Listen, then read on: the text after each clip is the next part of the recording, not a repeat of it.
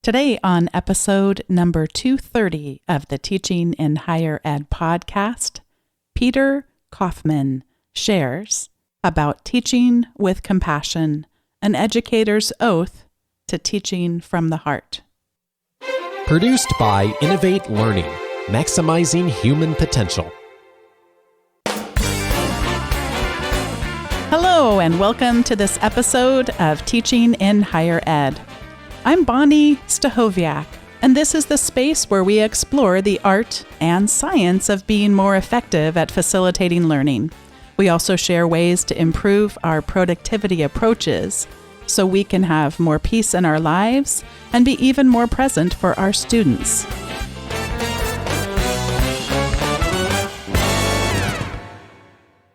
Today I welcome to the show Peter Kaufman. He's a professor of sociology at the State University of New York at New Paltz since 1999. He regularly teaches Introduction to Sociology, Sociology Theory, Social Interaction, Education and Society, and Senior Seminar. Peter's work has appeared in journals such as Research in Higher Education, the Sociological Quarterly, Symbolic Interaction, Sociological Forum, Teaching Sociology, and the Journal of Sport and Social Issues. Recently, Peter co-authored his first book, Teaching with Compassion, an Educator's Oath to Teach from the Heart, Rowman and Littlefield. Since 2011, Peter has been a regular contributor to the Everyday Sociology blog, writing posts on a wide range of contemporary topics. In his spare time, Peter enjoys cycling, swimming, and walking his greyhound, Billy. Peter, welcome to Teaching in Higher Ed. Oh, thank you for having me. It's a real pleasure. I saved the last line of your bio to read with you here on the show. He also plays the drums for Questionable Authorities, an all-faculty punk rock cover band that has been together longer than the Beatles. Yeah, we've been rocking out in the Hudson Valley for many years now. I guess about 13 or 14 years, I think. Right now, our main core is two sociologists, a microbiologist, and a psychologist, or he's an evolutionary psychologist. And we've been playing together for, I guess, since 2003. Stephen Brookfield, who's been on the show before, he has a punk band, and I didn't actually think that we'd now have two guests who are in punk bands. It's just like a fun thing. We'll have to connect you to his music and see if you like it as well. I didn't even know that because Stephen Brookfield's books are some of the most influential books for my own thinking and life as an educator. So that's an interesting connection. I didn't realize that. Yeah, on one of the episodes, I actually played a little bit. I asked his permission and played a little bit, so it's fun. Well, I shared with you this story, but I want to share with the listeners how we got connected. You followed me on Twitter, and as I often do, I will go and look at a person's profile and then just see if I think that they will be providing me with something, of value in terms of my own feed. And I ran into my friend the other day. She was talking about she had gotten off Twitter. She said for her own mental health reasons, she thought like if that was number one on her list to talk to her therapist about, that probably it was time Twitter to sign off for a little bit. But she said, oh, you've, curated really well where it's bringing you a lot of life. And of course, it brings me a lot of not good parts too, but it brings me not good parts of things that I really should be more aware of. So anyway, I went and instantly was just, if I'm at risk sounding like a scary person to you right now, I was enthralled with you. Just starting with your book. You have a wonderful book called Teaching with Compassion, an Educator's Oath to Teaching from the Heart. And I wonder if you would talk just for a few minutes about why did you decide to write a book about compassion and specifically about teaching from your heart? Well, this book was in the works for a long time, for me at least. I was teaching a class, or I teach a class regularly called Social Interaction. It's a sociology class. And, all my classes are a little bit alternative in how I approach them and whatnot. And so in this class, we were using a book on a Tibetan Buddhist teaching called Lojong. And Lojong is these 7 points. It's 7 points of training the mind. And within those 7 points are 59 principles, these little pithy little slogans, like almost fortune cookie slogans. And they're all geared towards trying to be more compassionate to yourself and towards others. And I would use this book in a class in social interaction because we would spend the semester talking about many of the ways that we don't interact well, or that a lot of the problems that we have societally in terms of our interactions. And yet social interaction is the foundation of our society. And if we can't interact well, then we can't have a strong society. We can't have a strong foundation. So I use this book in that context. And at some point it dawned on me, I thought, wow, these 59 slogans, I should write a little explanation for each one about how they apply to teaching and learning. And then it would be, a book about teaching and learning with compassion. Anyway, so the Lojong book didn't pan out, in terms of getting a publisher, but I eventually came back to it a couple years later, brought on my co-author, Janine, and then we jumped on the idea of the Hippocratic Oath that doctors have. And we thought, hey, teachers should do no harm too. We should have a Hippocratic Oath. And so we created this 8-point oath. It was 10 points and we brought it down to 8. And then we started writing the chapters. One of the things that I heard I'd love to have you share a little bit more about, and that is just the idea of the part of it that is us being kind to ourselves. And I wonder if you've reflected on just how are we as teachers sometimes not kind to ourselves, and therefore that blocks us being able to be as compassionate as we might otherwise be to our students. Yeah, that's a great point, because even in Lojong, there's a very famous meditation technique in Lojong that applies to me, of something that we'll talk about, I'm sure, later on, but where you breathe in the pain and suffering of others, and then you breathe out goodness and equanimity, goodness and balance to them. But in the Lojong book, it says you have to begin this practice with yourself first. You have to be able to breathe in, your own pain and suffering, and breathe out goodness and equanimity to yourself. So I think your point is really a point well taken, and something we take seriously in the book. I mean, we have a section in the book about self-compassion. We cite Kristen Neff, the social psychologist at the University of Texas at Austin, who's written a lot about self-compassion, recognizing that teaching's hard, and the worlds that we teach in, and the students that we teach, and all of these aspects that we engage in as educators, it's really difficult. And if we're not going to be compassionate to ourselves, we're really not going to be in the right frame of mind to be able to offer compassion to our students. We talk a lot in the book about having the beginner's mind, like, don't be an expert and don't think you know everything, but you also have to situate yourself to have the compassionate mind for yourself, not that you have to get rid of all the pain and suffering that you're experiencing, but at least do some practices or do some reflective exercises so that you're able to take care of your own needs before you necessarily try to save the world of all your students. So it's really important. I'm glad you brought that up. One of the quotes from a past episode, it's been a long time actually, is from Kevin Gannon. And he's a historian. I only know him from Twitter. Yeah. It's funny that you say that, because even though I would consider Kevin a friend now, my mind first has a map of knowledge that starts with him being the tattooed professor, and then I can get myself to Kevin Gannon. So, because I also know him so well from Twitter. But he talked about students are not our adversaries.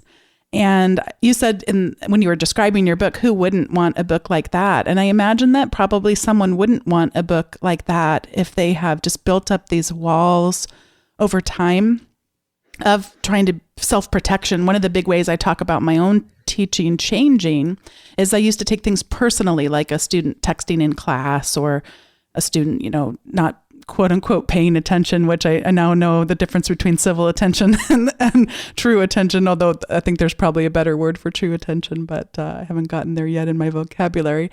But just, I used to take those things as a personal affront. Or even with plagiarism, James Lang, when he came on early back in episode 19, talking about his book, Cheating Lessons, the same thing with plagiarism. Like, you cheated on me, like this is somehow about me. And now it just feels so much more freeing and so much more peaceful to get over myself and realize that I'm actually not as big in my students' lives as I might have used to like to think of myself. And that feels really freeing.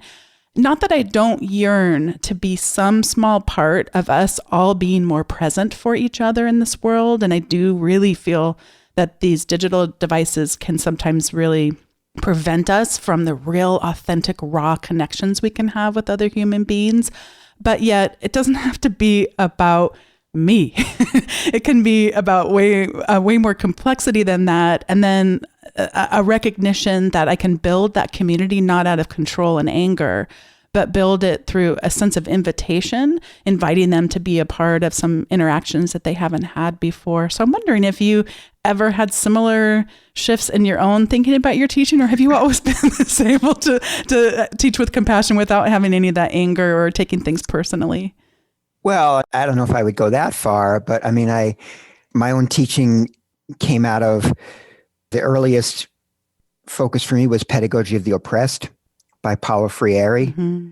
And that's basically been the foundation for my teaching. So, not seeing students as antithetical to me, or not seeing students as, trying to break down the student-teacher contradiction. I mean, that was something I was trying to do from the very, very beginning. Yeah. So I guess I feel like I never really approached students as adversaries because and again, this sort of gets to what we'll talk about later, but I mean, I just absolutely love being in the classroom. Yeah. I love engaging in the process of exploring ideas, thinking critically, challenging ourselves. And I just see that as a cooperative endeavor. I mean, I don't go into the classroom to be mean or to be a jerk. And I tell that to students. I say, look, I'm here because I want to learn with you. And I've said this from the very beginning of when I first started teaching, because that's where I went into to try to get my PhD, because I wanted to be an educator like that. And, I'm not there to make their lives difficult. I mean, I want to challenge them. I want them to think critically. I want them to learn how to write and how to speak. But that doesn't mean that we can't enjoy each other's company in the process. We don't have to love each other. We don't have to agree with each other. Like there's a chapter in my book called Emphasize Classroom Chemistry. I mean, I still struggle with that. For 20 years, I've been in the classroom, at least at New Paltz. In every classroom, you have to figure out the chemical equation differently, mm-hmm. And that's a challenge, but it's a challenge that I kind of relish and one that I miss right now. But, again, just very quickly, going back to the beginning of the book, there was also an article I wrote, because it's funny, you mentioned Kevin Gagnon mentioned the students are not our adversaries. I wrote an article, the title I wanted for the article was Students Don't Suck. And I think I shopped it around to maybe a few places, but the one I ended up using was much more yucky, but the article is still, I think, a good article. It's called A Zero-Sum Game of Denigrating Students. And the article actually started out with maybe like 5 or 6 quotes that I gathered from my colleagues that sort of suggested that students suck. Like really these denigrating comments. And then I kind of make these 3 different arguments about why it's problematic to denigrate students. And one of them's very similar to the one you said about cheating, like why are students cheating? And well, like why are we creating classrooms and educational structures that would encourage them to cheat, right? I mean, they don't have any stake in the game. So of course they're going to cheat, So anyway, it's mm-hmm. looking at sort of the bigger issue as sociologists are wont to do. Yeah. So we talked a little bit about how I first found you on Twitter, and right in the header of your Twitter is Teaching with Compassion. So I, quickly went to Amazon and read the description, and then I came back and I already knew. In fact, I maybe even already clicked follow to follow you, but then I came to the tweet that's at the very top of your Twitter. It's I don't know if you're on Twitter right now, because I'd rather you read your words than me. But are you on I can Twitter? Go on it, yeah. Yeah, that'd be great. So this is sure. Peter's pinned tweet at the top of Twitter. Yeah, it says there is no easy way to process and share information like this. So I did what I'm often most comfortable doing. I wrote about it. I hope you will take the time to read this essay. And then the essay is titled A Sociology of My Death. And would you mind just reading the first little bit of the article just so people get a sense of what you share? Yeah, so it's called A Sociology of My Death. I'm dying. I don't mean this figuratively, like I'm dying of thirst or dying to visit Hawaii. I mean it quite literally. I have incurable stage 4 lung cancer. I was diagnosed in June 2017, a few months after my 50th birthday. My only symptom was a nagging dry cough, but by the time the disease was detected, the cancer had metastasized throughout my body. Since then, I've had numerous treatments and interventions. Some of these worked quite well, allowing me to resume most of my normal activities. Others were not as effective, resulting in adverse side effects, extreme discomfort, and in one instance, a week-long stay in the hospital. My current treatment plan showed great initial promise, but now, after just a few weeks, the tumor started growing again. For me to have lung cancer, indeed any form of cancer, is the epitome of a tragic irony. I've never smoked or tried illegal drugs, and I've never even been drunk. I've pursued clean living, good nutrition, and regular exercise, in part to avoid the sort of medical misfortune that I am now experiencing. As a kid, I played sports all day long. At 16, I swore off junk food.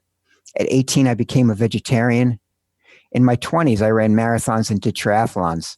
And in my 30s and 40s, when my aching knees no longer let me run, I swam or biked most days. About 6 months before my diagnosis, I completed a one-day workout that simulated 2/3 of an Ironman triathlon, swimming 2.4 miles, then biking 120 miles with 5,000 feet of climbing. A few weeks later, I recorded my fastest 1-mile swim time ever. I was incredibly healthy until I wasn't. So it's a beautiful post, and you go through and talk about so many of your lenses as a sociologist and how this has impacted your work.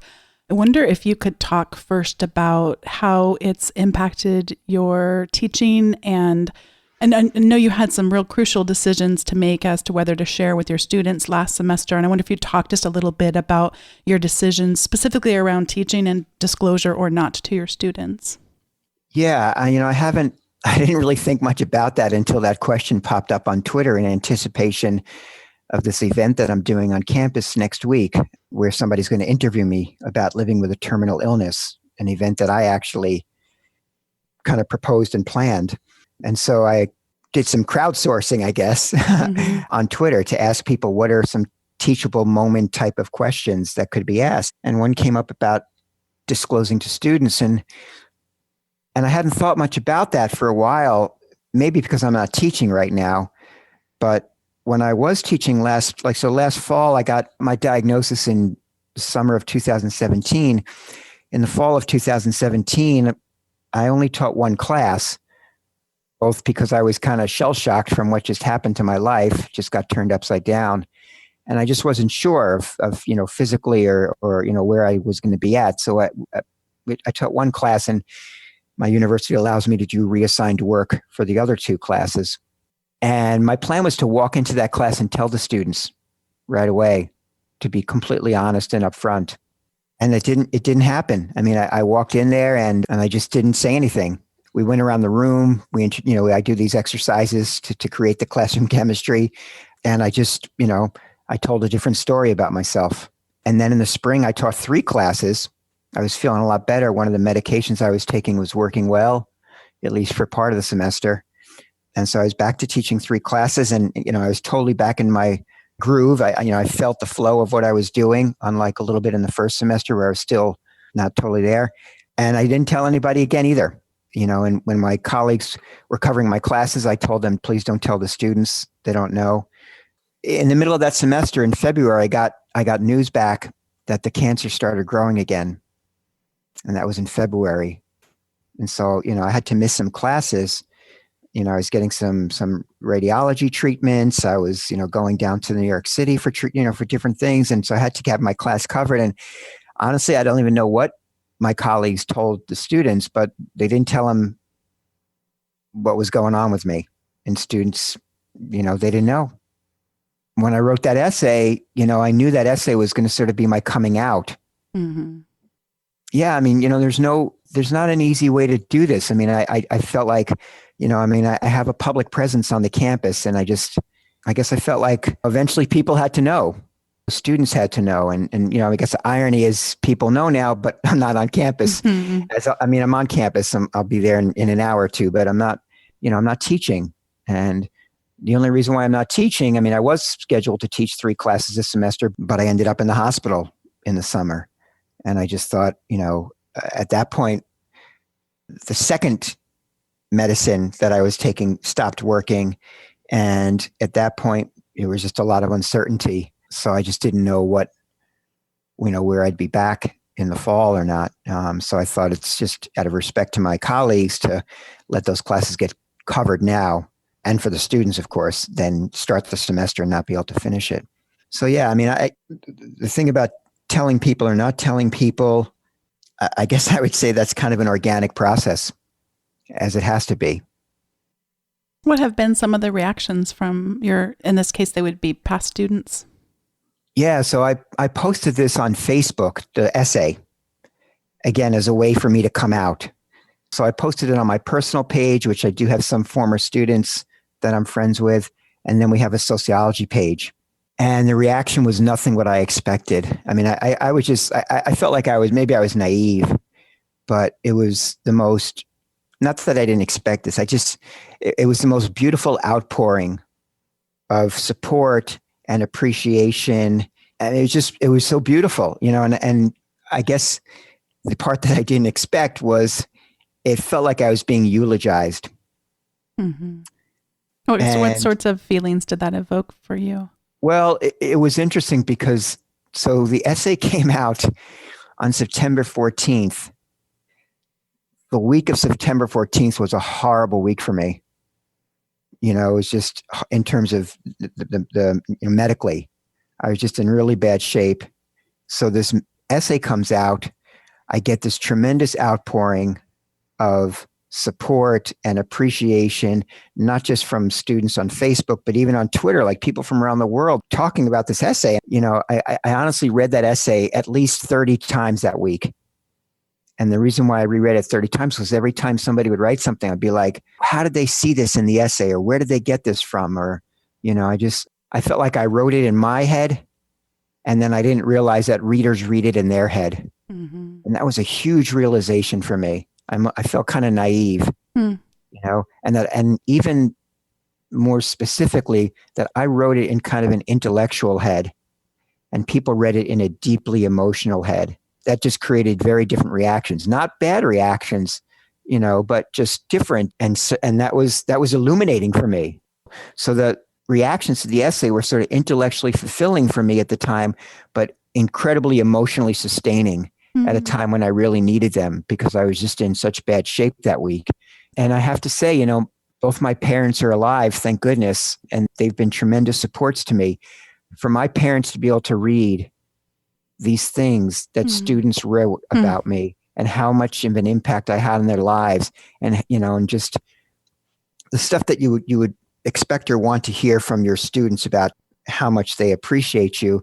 And my parents got to read that, and that was just huge for me, for them to be able to read that stuff. I mean, I gave them access to my Facebook account and everything, so they could see all that stuff. And I think for them, dealing with their incredibly healthy son going through this ordeal, that was just an unexpected gift. One of the things, and I believe you wrote about this on Twitter, but I apologize if I don't have my source correct, but you talked a little bit, this is my word, of attention, because you were describing so powerfully about this sense of leaving a legacy. But then and again, I love your use of the word reading it in our own head. So I'm reading this in my own head. And it was so retching and powerful for me to read. You said, no, I want to be teaching right now. I don't want to leave a legacy. I want to be in that classroom teaching right now. And yet, as I hear you even talking today, and as I go back and reread the post and reflect on it more, I do have a sense like you're leaving us with a legacy. I mean, just documenting that as an educator, I felt this is a sociologist teaching me about death and the process that we as a society are good at that, and then also not so good at that. Yeah. I was sitting with my younger brother. I have an older brother and a younger brother. I was sitting with my younger brother one night, and we were sort of talking about some of these issues. And I was saying something to him to that effect. And he started to laugh to me. He said, well, when you're dead, you're not going to be able to decide what people think. And I recognize that. and I've been meaning to write that. I think that was a Twitter feed that I purposely wrote just as a way to get things down on paper and hoping that I would return to it. And, I mean, I have actually a file for it to write an essay about that I've started it a bunch of times, but I realize that people are going to remember me in any way that they want, and hopefully a positive way. And I don't want to sound, I don't want to sound ingracious, but I don't want that right now. I want to be in the classroom. Yep. I love being in the moment, and I don't teach, so I can get the applause, or I don't teach so I can get these beautiful eulogies when I'm still alive. And that's hard. I mean, it's hard, it's hard for me to be on campus right now. And I walk around campus, I just see students. I talk to my colleagues, I'm a part of this contemplative group where we meet once every 2 weeks and do, meditation and stuff. And we shared this poem, and somebody's like, oh, this is a great poem. I'm going to bring it to my class right after, which was meeting right after our contemplative group. And I thought to myself, I don't have a class right now. Like I can't do something like that. And sure, I even thought about this today, and because it's the fall here in New York. And I always, for years and years, in my intro to sociology class, I give the students this E.E. Cummings poem, or these 3 of them. There's this beautiful one called A Leaf Falls. And that's like what the poem is. It's just, and it's written in such a way that it looks like a leaf falling. And one of the students on Facebook, in response to my essay, said, every time I see a leaf fall, I think of that class that only class I took with you was intro. And I think of that poem. And every time I see a leaf fall, I think of that poem. So that's a great memory, and that's a great legacy. But I want to be doing that with students right now. It's fall. Mm-hmm. And this is a perfect time to read that poem and to go outside and to experience it. And so that's what I was sort of trying to articulate in that post. The leaves are still falling. Yeah. Well, they always fall, right? They just keep falling. I took a class in my undergrad that's one of my most memorable, called Sociology of Death. Mm. And it was so memorable. The professor had a man come in whose son had been killed in a car accident. Wow. And he described many people's reactions to him and his own grief as translating into wanting to fix him. Mm. And there's the whole religious aspect of trying to fix someone, don't feel bad, they're with God now, which is, ever so comforting to someone religious or not. Right. Super comforting. Sure. And all about just how other people's grief makes us uncomfortable. And I wonder if you could talk a little bit about what your experience has been like. You've shared about that some on the post and also on Twitter, but just not certainly, I know that it's not your nature to do it out of an angry place, but to do it really from an educator standpoint so that we might better be able to hold other people who are walking a similar path as you. That's a huge question. And I'm sure I expect to talk about that question next Tuesday night, but that's a burning question. Like, okay, so great, Peter, we know your story. So how do you want us to deal with you? How do you want us to interact with you? And what I would say to people is 2 things. One is, there's not a one size fits all approach, right? So that's the first thing we have to understand. So then my approach, and can I just preface it by saying, I don't have a lot of knowledge about this issue, mm-hmm. right? I've never studied death and dying, right? That's not my area of sociological expertise. I just unfortunately have stumbled into this position, and now I'm gaining wisdom about it. Right. And after this interview, I'm going to have more wisdom. And after the interview on Tuesday, I'm going to have more wisdom, and I'm going to keep having more wisdom. And so we should come back and keep learning more from me, because I'll just know more and more, of course, until my last breath. That's when I'll know the most. Right. So I don't want to pretend that I'm an expert on any of these issues. And so in terms of how people deal with it, I would go back to my sociological lens, and maybe that's just me intellectualizing it. But I would say, treat people like they're a human being. And then the question is, well, what does that mean? What does it mean to be human? And I'd say, yeah, exactly. I think we've lost a good understanding of what it means to treat each other like humans. I think I wrote a Twitter post a little bit about this, because I was saying, I wrote an essay years ago on learning to become human from my dog. I missed that one. I'm going to have to go find that one. Yeah. So, when I walk my dog, I cannot walk my dog down a sidewalk and it could not see another living being on the same sidewalk and at least be attentive to it. You were using you talked about attention before. It would give attention to that. But as human beings, I walk on sidewalks because I do a ton of walking. I walk my dog. I walk to school. I walk on sidewalks lots of times when people walk past me and they don't even acknowledge my existence. And I would say in my situation, what I'm dealing with terminal illness and anyone else, treat someone like a human being, acknowledge their existence, right? Like a dog, sniff them out. Do they want you to hug them? Do they want you to ask them a question? Do they want you to engage with them? Would they rather retreat? If you at least acknowledge their existence, you can scratch the surface of some of that and then start going in. But if you just avoid them like they don't exist, that to me is not being human. But take baby steps, at least start, engage them as a human being, acknowledge their presence, and maybe even take a risk, acknowledge the pain and suffering that they might be experiencing. When Rebecca Hogue was on talking about her experience with cancer, she had just a slightly different word choice that I found to be more comfortable to use, although I didn't use it with you today. When we got on the line, you said, "How are you?" And I responded with, the sociologically correct thing to do, which is, "How are you?" And she suggested that in her case, it was helpful if people said, "How are you today?" Because "How are you?" is just, for her, was just too big of a question and also could seem inauthentic. We just, right. "How are you?" "Fine. How are you?" That's, but "How are you today?" was a question that she felt like she could more authentically answer going through treatments, etc. Right. Yeah. And that little bit of specificity means a lot to her, but to the rest of us, we might not understand why that would matter. Yeah. And like you said before, certainly we don't have the 5 points to make this all perfect and that it's clumsy. And yeah. Well, and I think part of it is, let's recognize and call out the elephant in the room and, allow it to be clumsy and acknowledge that we don't have the answers, but we're at least willing to have a conversation about it. Yeah. I think this relates back to classroom stuff. Like, we don't have to have all the answers in the classroom, but we can engage in a dialogue to try to get to the point where we might have the questions, I have 2 colleagues at school who both lost their spouses in the last year or so. And one of them I see pretty regularly. And I really treasure that relationship because it gets to the point where every single time I see her, that is not all encompassing of who she is in my mind.